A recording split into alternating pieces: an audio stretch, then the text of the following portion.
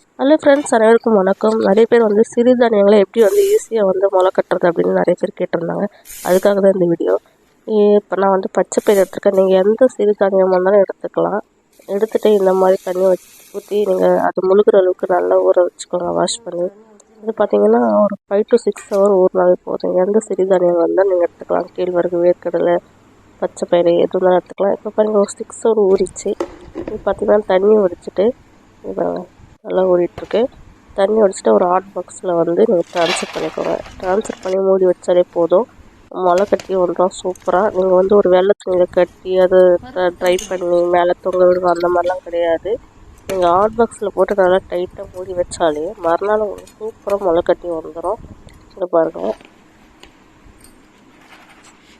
இது மாதிரி பண்ணி ஒரு இடத்துல வச்சுட்டிங்கனாலே போதும். இங்கே பாருங்கள், எவ்வளோ சூப்பராக முளை கட்டி வந்திருக்காங்க.